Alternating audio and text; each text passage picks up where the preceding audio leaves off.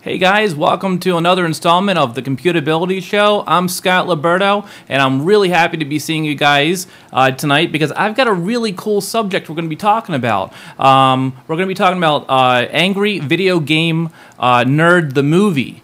Now, this is a new movie that's just recently come out. I only heard about it this week, so I quickly threw this show together, and I was lucky enough to get our wonderful guest, Robbie Rist, who will be on in a little bit.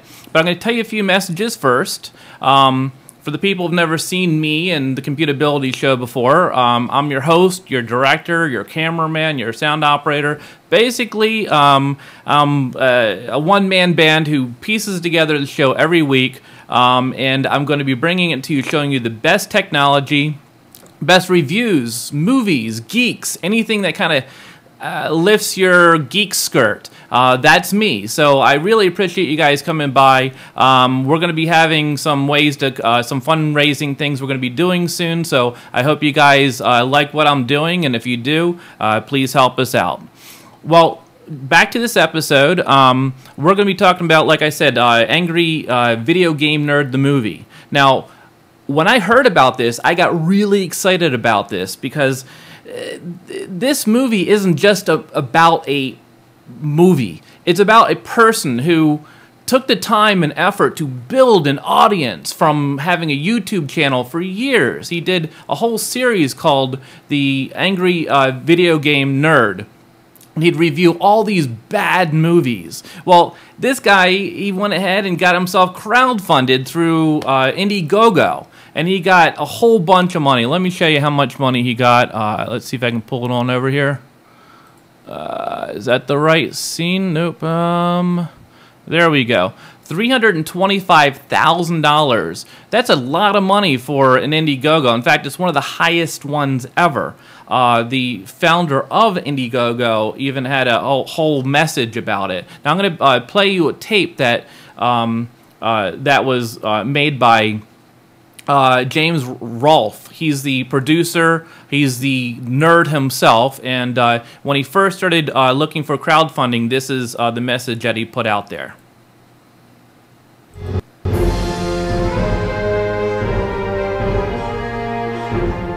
Hey everybody, I'm James Rolfe from Cinemassacre Productions.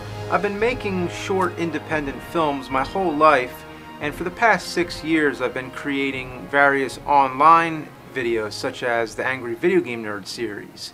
But lately I've been trying to take it a step forward with the Angry Video Game Nerd movie. Now you may have heard of that before because I announced it on my website, cinemassacre.com, about a year ago. But in case you're watching this on Indiegogo for the first time, or YouTube, or wherever, basically, yes, it's a narrative, feature-length, story-based film based on the nerd character, yours truly. Now, I know most of the nerd episodes are game reviews, but if you want sort of an idea what the movie's kind of going to be like, then probably the best example is the Rob the Robot episode, or maybe the Nintendo World Championships episode. Okay, so I'm going to stop it right there. That was his beginning Indiegogo video. Now, it turned out that he went ahead and made this movie. He took the money, he did it, and tonight I'm going to be talking about this movie with Robbie Rist. He plays a character in the movie called, he's playing the alien voice. He's done many voiceovers in the past. You may have remember him from doing the Michelangelo voice from the Turtle movies. Also, you may have heard his voice if you've got kids. He's done Doc McStuffins. He plays the character of, what was that character? I'm sorry, help me out. Stuffy. Stuffy, yes, Stuffy the Dragon. Yes. Well, I appreciate you coming by tonight, and we're here to talk about this movie and sort of get some word out on it. Let me see if I can get my video on you. There we go. We got some video on you. We even have a lower third there. Welcome to the show. Thanks for having me. Now, the reason I wasn't only wanting you on the show because you went to the premiere and you did the voice for the movie, but really, on a personal level, you've kind of been with us all along, and if you didn't know it, you've kind of been doing the voices behind things. Sharknado, you were recently in. Can you talk about what you've been doing over the last few years? you know, a lot of stuff, I guess. I mean, like you said, I did the Turtle movies. I'm in Sharknado from last year. I wrote a bunch of songs for the new one. I'm not actually in the new one, but I got a bunch of material in it. What else? I'm on Doc McStuffins. I do, you know, little indie things myself. I play a lot of music. I've got a internet radio show called The Spoon. I'm just put me in, Coach. I just want to swing the bat. Yeah. And what's funny is that you kind of turned into the golden child recently, as far as I'm concerned, because hear me out. You recently were in a movie that was supposed to be on TV only, which is Sharknado. Yeah.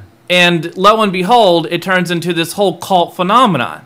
And they showed it in theaters for a couple of weekends. It's pretty amazing. I've been saying there's got to be a way for me to sell myself. Like, if you want to make your thing iconic, put me in it.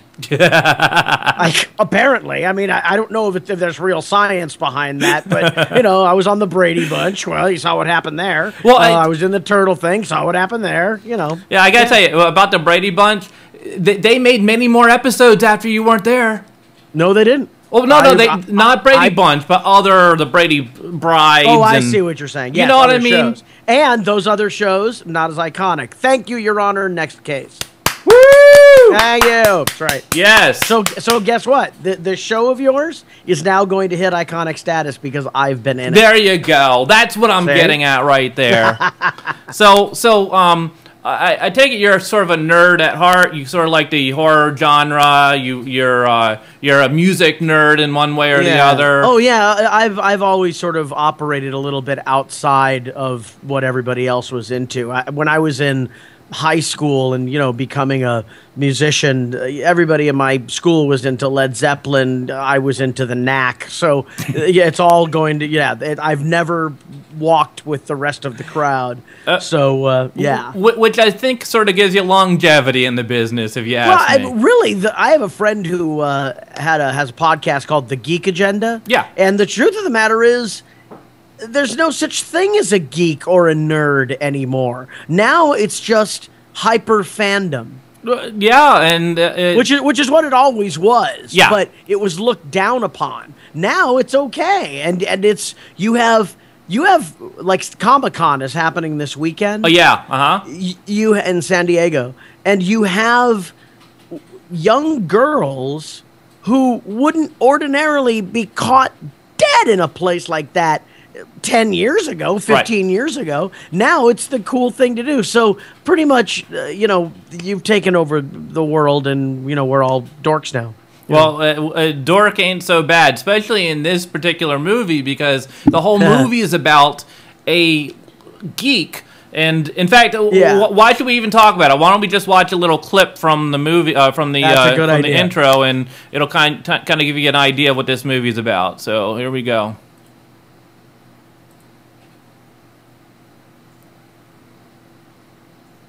You should review E.T. No. E.T.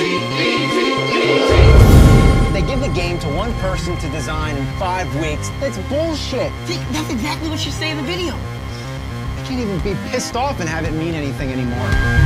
It's the worst game, but it's the greatest game story ever told. I heard that Atari recalled all of the cartridges and buried them somewhere in the middle of the desert because the game was so bad. I mean, when gamers found out E.T. was buried in that landfill, it became forever buried in our conscious minds. I have to save the fans. We're gonna find that landfill and prove that there's nothing under there. Maybe then everybody can forget about this game. Yeah! How do you like the new Nerdmobile, boys? Yeah? Great. Love it? I love that. Out here in the New Mexico desert, something allegedly happened many years ago. Yeah, we're talking E.T. It sounds like they're looking for extraterrestrials. You know, we're only a couple hours away from Roswell, so... Oh, yeah, isn't that where the UFO crashed? Yes, in 1947. Oh, for the love of Pong, one hoax at a time. After them, McButter! Get going! Oh, you listen to me, numbnuts. This'll put a second anus where your head used to be, goddammit! I was a rising star in the aerodynamics program. Faster! Yeah! No, faster! Come on, man. hurts before it burns.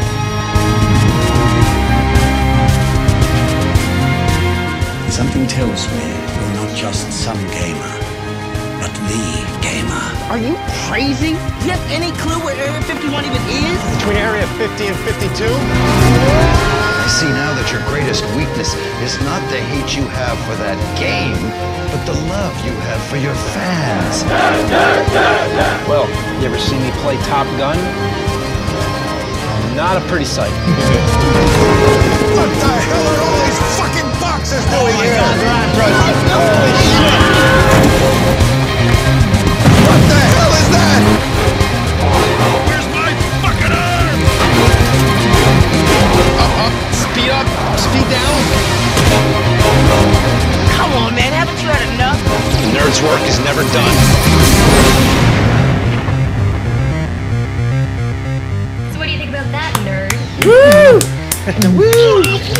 You gotta love it, man. It's an amazing accomplishment. It's really an achievement what these guys have pulled off. Yeah. I went to the screening not knowing what to expect. I did the job. I worked for maybe 3 or 4 hours on it. The little green guy in the jet is me. Okay. He doesn't say anything. You just see his eye. Okay. At least not in that scene. But so I worked with the guy for like 3 or 4 hours, and then didn't really talk to him until the thing was done. About, I don't know, 7, 8 years, 10 years ago, something like that, James Rolfe, the angry video game nerd guy, did one of the funniest things I've ever seen. It was this half-hour-long review of the third Teenage Mutant Ninja Turtle film. Yeah. And he was so delightfully apoplectic in it. I laughed the entire time. He just really made. So I contacted him and I went, if you're ever making anything, I want to be involved. Just, I'll get coffee. I don't care. I just think you're really funny and I want to do a thing with you. So he called me when he said, hey, I'm doing a movie. Do you want to do it? Are you kidding? Yes. So I did the gig, and then, it's been 2 years or something since I did my part of the job. Right. And so I was like, oh, they're having a screening. So I sat there in the theater, and I've made low-budget movies also. I did a movie called Stump the Band. Right, right. There's a stumptheband.com if you want to check out the trailer. You not only... You were the producer. You were the director. I mean, you were the movie. I wore a lot of hats. And you played the cook. The director. I wasn't the director. I did sound. Okay. I was a producer. I did sound. Right. I wrote the score. I was a music supervisor on it. I'm in it. 6 guys made the whole thing. Okay. And it was, again, micro budget, very challenging. Shot it in 18 days. Right. So I had a little experience in this sort of world. So I'm sitting there watching this movie, and when I read the number that Kickstarter raised for that, can you believe it? That number is unbelievable. It looks at least twice, if not 3 times that. It still looks like an independent movie, but it is wonderfully anarchic, and it's hilarious, and they managed to get around real serious hurdles creatively and hilariously. I walked out. I was like, that's amazing. It's truly the power of being creative. Yeah, and there's a lot of effects in the movie. The guy, he didn't take it easy on himself either. You see this money, and he said, okay, I'm going to try and stretch it as far as possible. And everything I hear about the movie, this is what I hear. I hear it's a fast-paced movie. It's funny from beginning to end. It is really for the Q&A afterward. The Q&A afterward, there was a lot of talk about they could have written a script with just 2 guys in a room talking to each other. Yeah. But then they went to the producer and they went, well, we got a tank. And the producer went, a tank? And we got a spaceship. A spaceship. Oh, and they had to figure out how to tackle these challenges. Yeah. And it all hangs together amazingly. And James Rolfe himself is a really funny guy. The writing's really solid. And the timing, the comedic timing, I think, is off the hook. I mean, I've seen the little, snippets and that sort of thing. You've seen the entire movie. I hear there's a surprise at the end, and I don't want you to say what's happening at the end, but I hear there's a really big surprise. Well, also, in the trailer they talk about how much he loves his fans. Right. Oh. Well, let's talk about what the movie is about. We heard it's about this game. It's about an hour and a half. Right. No, it's my favorite joke. It's the Angry Video Game Nerd has been hounded by all of his fans to do a review for what is arguably the worst game ever, which is E.T. And he gives the backstory about how the game was rushed out and they buried him in a landfill. Right. And which is a real story. It really did happen. It really did happen. In fact, during the making of the movie, they actually found the video. In fact, I've got a little video of that. I want to show these guys some of that. So this is a real story, guys. He came up with this movie years ago, worked on it, and then a couple months before the movie was released, and that was just last week, they found the video games, and so I got a little video on that. So let's go ahead and pull that up. I think this is it. Hold on. Here we go. We found something,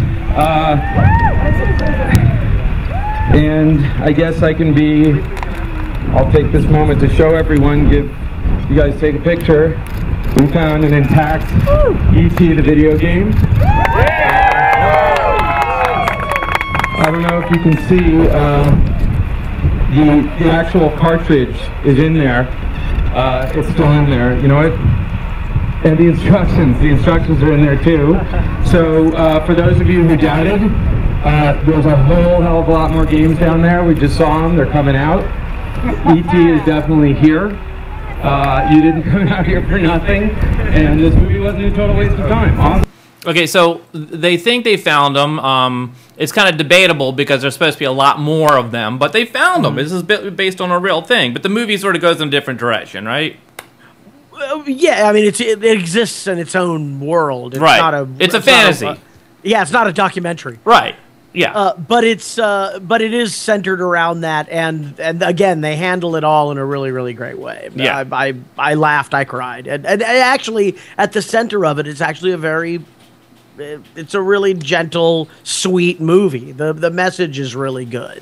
And you still can see it. Actually, it's selling out, and that's the cool part about it. Is it really? It is selling out. I've got a list right here, and if you can take a look, these are all the places where it's sold out. There's only a few places. One in St. Louis, Missouri on August 14th. You can go to Cinema Massacre on his website, and you can look at all the screening dates right there. But yeah, there's a few that are still available. In fact, let me see if I can zoom in on that. Yep, right there. That's unbelievable. Yeah, there's a few. So they're sold out everywhere. And what I'm hoping for is that this is going to catch national attention. And and I'm sure it is because you're the golden boy and it's going to happen. So that's right. Yeah, it's going to achieve iconic status. Yes, you are. He better put me in the next one. It's going to be an or else sort of thing. Oh, we're making a new Star Wars movie. Is Robbie Rist going to be in it? Yeah, he better be. They're missing. New Star Wars missing me. Yes. Yeah. So it's selling out, and I do. You were at the first screening. That was it was actually done at the Egyptian theater, which is the Egyptian theater. It's beautiful. I think it's what is it? It was iconic for screening the first. I forget. It was some really huge movie, and the studio, I guess, built it for that reason. Really great theater. But, we were talking about the fans. They talk about the fans in the trailer. Yeah. There was, unfortunately, an empty seat next to me at the screening. Unfortunately, I would consider that a good thing, no? Well, it was a screw up, and the lady was supposed to go with me, and it didn't turn out that she did. And I thought that was only going to be one person because they had a sold-out screening. I mean, It was amazing. Anyway, so there was an empty seat next to me, and this guy, mid-20s, late 20s, comes by, very thick European accent, and goes, "Hey, can I sit there?" And he sits down, and I'm like, "So where are you from?" He goes, "Poland." I'm like, oh, and you're a fan of the Angry Video Game Nerd? He goes, yeah, very much so, you know. And I said, wow, so how long have you been in America? And he went, well, I've been here for about 10 hours. And I went, so you've been here for 10 hours because you knew the movie? I don't understand how this works, that you would be here for 10 hours and, you know, now you're at the screen. He goes, yesterday I was in Poland. James emailed me and said that there was an open seat and I could go. And the guy jumped a plane to come to Los Angeles to see this movie. I mean, you can't... That's crazy.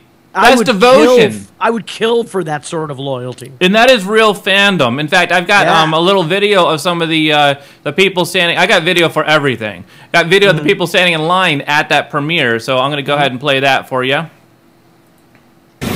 right, well, here we are in line for the Angry Video Game Nerd movie premiere. Are you excited? Yeah. What's your favorite episode? Back to the Future. Back to the Future? Yeah. So what's your favorite episode? My favorite? Yeah. Probably, I don't know, probably the Sword Quest episode. Sword Quest? Sword Quest! Sword Quest? Definitely Sword Quest. It's a tie between Big Rigs and Desert Fox. Yeah. What's your favorite episode? All of them. Bugs Bunny? Crazy Castleman. Back to the Future. Super Mario Brothers. Top Gun. Teenage Mutant Ninja Turtles? Spider-Man? Ninja Turtles? Dick Tracy. Dick Tracy? They keep kind of say Dick Tracy, Dick Tracy, Dick this and Dick that. Can't they just say Richard Tracy? It's either Rob or Action 52. Roger Rabbit. I like the Action 52.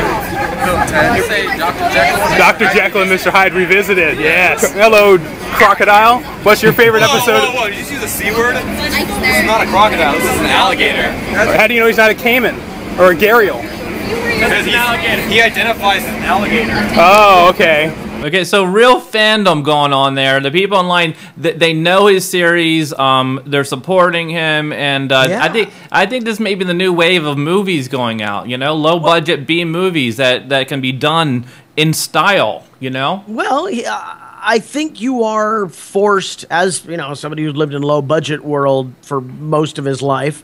I think when you have a low budget, you're forced to be more creative. Yeah. It's just. I think part of the reason many Hollywood movies lately have been failing is because they just kind of lay there because they have all of the money and resources available, and there's no holy crap, we got to get this thing done. Right.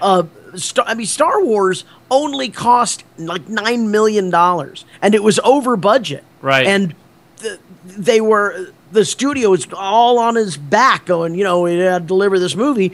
They're now in somebody's backyard in Van Nuys with the Death Star set, and they're throwing firecrackers into the, you know, the little troughs there. Right. It forces you to be more creative, and I think when you're forced to be more creative, the end product shows it. Yeah.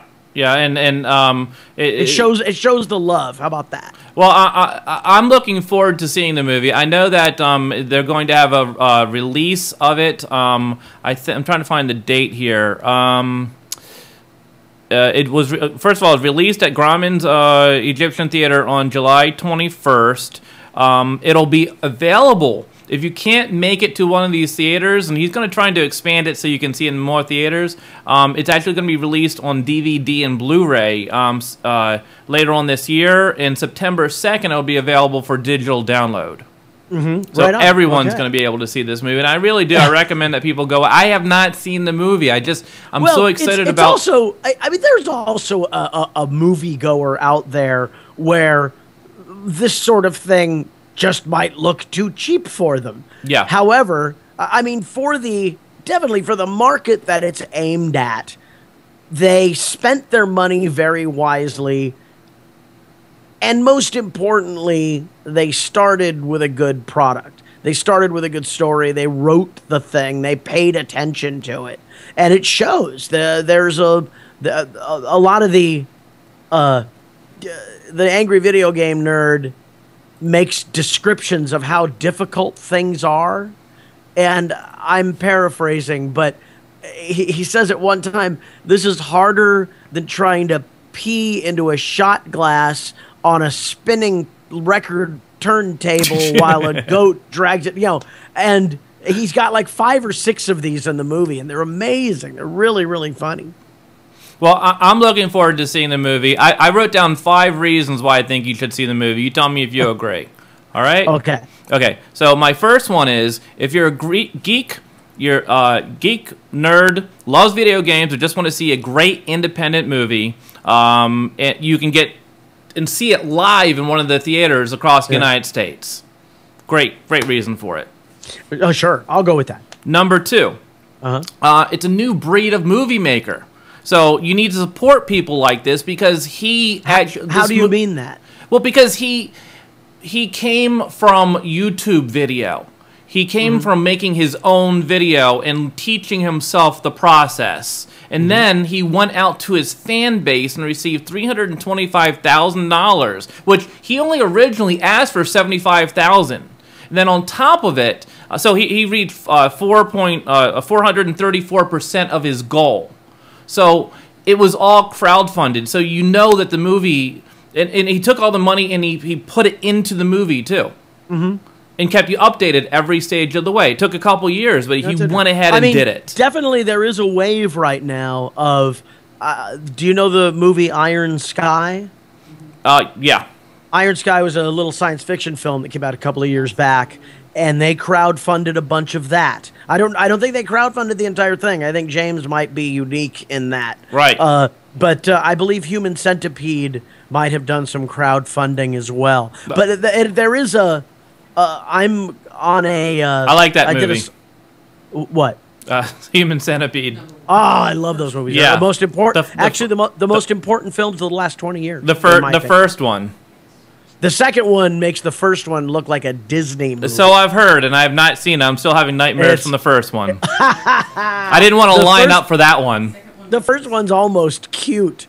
Yeah. Let's see. But yeah, there are people that are... I contributed a song to a Cheap Trick tribute record that's coming out on this label called 0 Hour in Australia, and they're crowdfunding the printing of the CDs. So yeah, it's this is the wave of the future, is to find your audience and work directly with them, where there used to be gatekeepers for everything. There used to be that's why we had record labels and movie studios and all of this. They acted as the gatekeepers. They put up the money. They made sure it happened. Now if you can make it happen and you have an audience who's willing, you could really be it. Doesn't OK Go do the same thing? The rock band, I believe a lot of their stuff is crowdfunded too. Yeah, it's a pretty amazing thing, and it's a weird byproduct of the internet the internet coming into existence. I say all the time that the internet is like this sociology experiment, and it's ongoing, and we don't know what the tenets of the experiment are, and we also don't know what the result is supposed to be. But the experiment continues on, and all of these odd little things pop up, like the crowdfunding thing. Right. That when the internet first became something that a lot of people were talking about, they were saying that it was going to democratize a lot of businesses. Right. And it turns out that film and music are definitely 2 of them. Yeah, because it's fan supported anyway. This is just a more direct approach, and you get maybe what the people are looking for instead of what the corporations. You're not getting the corporate goodness any longer. You're getting the democratized goodness. It's like everyone can be an investor now. Everyone can be a Wall Street guy on a certain level. Right. Now I got number 3. He's this generation's Sylvester Stallone. I'm saying that because Sylvester Stallone, when he made his first Rocky movie, he had to get it funded. He produced it.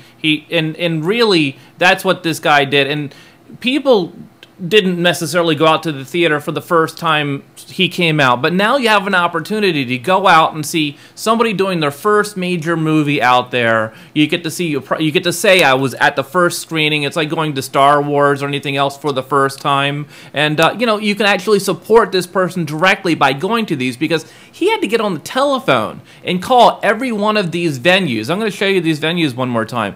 He and had to get this arranged. This is not, this is limited release. And so he was able to get all of these places, including Fantasia International Film Festival. So if you're there tomorrow, he's going to be there in Montreal, Canada. And then also a huge one at the end of this cycle is PAX, which is a Penny Arcade Expo, and you know, a few others in between. I think he's going to be at Comic-Con too. He might be there right now. So he's really pushing his movie and letting him know it. And there's one person really heading up this whole thing. Well, there's a couple of them, of course, but he's really the main person. Also, this guy let everybody know about everything that's happening during the process. He went online, and I was really surprised how much input. You don't like to see James Cameron doing that. But, well, that's part of the thing. Well, there are guys who do. Peter Jackson, when he made King Kong, he'd made little movies every couple of weeks to show you his progress. Okay. The thing about the crowdfunding world now is the investor gets to say, I had a hand in making it. Yes. Which, up until recently, it was pretty much, I made a product, the public consumed it. Now the public consumes a thing that they're sort of directly involved with. They get to actually see it get made. Have you ever been involved in the making of a movie, Scott? No, I haven't personally, no. It's like going to war, only it's fun. Yeah. Well, actually, no. Sometimes it's just like going to war, Organized chaos. Yeah, well, yeah, it is. And it is the project is always saying no to you. There's always something that goes wrong. There is always a challenge. Every day is really nothing more than a series of hurdles. Right. And the fact that he and his partners, he has 2 other guys who helped him out with this. But the 3 of them, the fact that they went from 0 to this is again a remarkable achievement. It's hard to get a movie made anyway. Right. Let alone all of the other stuff that goes along with it that he's doing, all of the promotional stuff, all of the making sure that they're showing it in all the theaters, and yeah. And he's got a poster. He's got an official poster. He's got the DVD. He's going to have the digital download. He was able to do this at one of the largest, most iconic theaters in the entire world. You know, so you know, and that's a group of 3 people who are able to do this. It's amazing. Yeah, well, I wonder if with these, we'd have to really get into the numbers of it, of how much it costs him to rent out these theaters and show this thing, and how much money does it net them. Because I'm curious about that, because they could conceivably be making all of the money they will ever. Here's the downside of the world that we live in. Mm-hmm. Once it's out, it's very easy to copy. Yeah. So you have a really short window to actually make money on your project these days. Right. I mean, how many people are just downloading entire catalogs of everything over the, DVD box sets and stuff like that. That stuff is readily available all of the time. So you only have so much time to make your splash. And I'm really curious about how Rolf is doing that with his people. Yeah, well, what I'm hoping for is there's going to be I'm hoping that it's going to catch fire and he's going to be seen on the Today Show, or it's going to go, and somebody's going to go, you got to see this movie, and then somebody's going to say, look, we need to do this for national distribution right around Christmas time. Wouldn't that be, you know what I mean? I think what the deal is he's probably, everybody involved if this thing does well enough, everybody will just get more work. It's sort of the Angry Video Game Nerd movie is almost like a calling card for them. Yeah. It's just sort of like, they've proven to the industry that they can, put out a quality product at a decent price. Right, and then you have other people will jump on saying, look, this guy did this, I like what he did, I support this type of project, and he's proved himself out to the world. So it is a really nice calling card. Yeah. I got one more reason to see the movie. Because you're in it, and you're the golden child, and that's good enough reason for me. If there's any other reason to see this movie, it's that I'm in it. If Stuffy from Doc McStuffins is in this movie, that's all that really matters. That's right. That's right. I mean, if you're a Michelangelo person, I got that. Brady, sure. Yeah, why not? Fun for the whole family. Yes. And if it isn't, then go out there and eat a lot of popcorn and peanuts and yeah, totally. Oh, it really is entertaining though. I had a ball. Yeah, I was, I'm a bit of a cynical individual. I tend to walk into things going, all right, let's see what you got, kiddo. And I like it when I'm pleasantly surprised. Well, the reviews for the movies are really good. They say high energy, lots of surprises. They're really happy with the effects and the way the movie is. And, frankly, I seek out those types of B movies. There's something fun about seeing, little explosions. That it was a little explosion. It was it was a model. It was a voiceover. it was, but among my favorite movies, there was a period in the 80s there and where I got really into low budget world watching things, and there was a company called Empire Films. Empire Films, among other things, put out Reanimator, which is again an independent movie made for no money, and it's unbelievably great. But this guy who had Empire Films, I think they're somehow tied together. Anyway, Charles Band was his name, and he put out, I don't know, 2 or 3 movies a year. He has 2 low-budget movie series. One's called Trancers with Tim Thomerson. Right. And, Doll Master. The Doll Master series. Yeah, I like those movies. They were really good. And they're made for no money. And, again, they're remarkably creative for...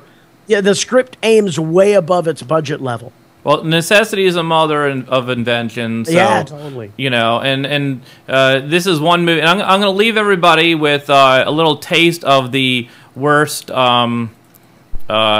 video game ever. I actually have the game loaded up on my computer here. I want them to take a look here. Here we go. There's a MAME version. There it is.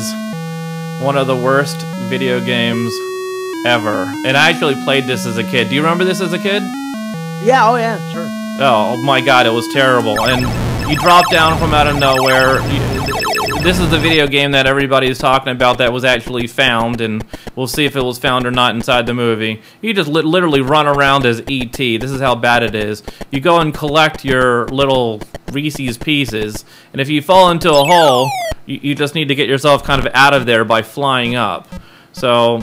I don't know, not much to it. Really, this guy had 5 weeks to piece together this movie, and there's Elliot chasing, and then you fall into a hole over again. So that's what happens in the video game. But you know something? There's the bad is now today's good, and looking back, all of us geeks, we get a chance to kind of look back at our childhood and say, hey, we were there at one time, this is what we used to do, and doggone it, if it was good enough for us, we're willing to kind of visit it back one more time again. One of the gags in the movie is people are now starting to buy these awful video games because it's actually cool to play bad games. It's hip to be bad. It's hip to be square. Yeah.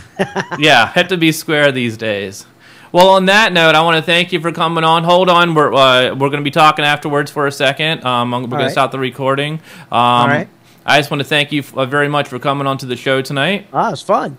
And switch back to me. I'm going to tell you that every week I'm going to be doing these shows. I feel akin to this movie because here I am trying to do something very similar. I'm building my own studio. I'm being the producer, and hopefully one day I can achieve some of the things that he's achieved. And I just want to be bringing really good stuff to you, and I'll be doing some crowdfunding soon. So thank you very much. Before you go, can you do maybe one of your voices that you do, maybe a Michelangelo? I normally say happy computing, but maybe well, how about that? Okay, this is Michelangelo, Teenage Mutant Ninja Turtle. Happy computing! Thank you very much. I appreciate it, Robbie. We'll see you guys later next time on the Computability Show.